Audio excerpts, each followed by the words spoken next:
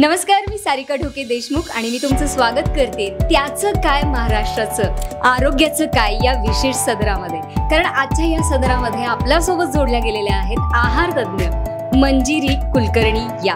मग आहारातील बदलांमुळे औषधं कमी तर होऊच शकतात, त्याचबरोबर तुमचं आजारही रिव्हर्स होऊ शकतो जर तो त्या लेवलचा असेल तर। झोप शांत लागतेय का, तुमची स्किन ग्लो करतेय का, वजन कमी झाल्यावर पण तुमची स्किन छान आहे का, सॅगिंग नाहीये, त्यानंतर मसल वेट किती छान आहे, तुम्ही आजारी पडण्याचं प्रमाण कमी झालंय का।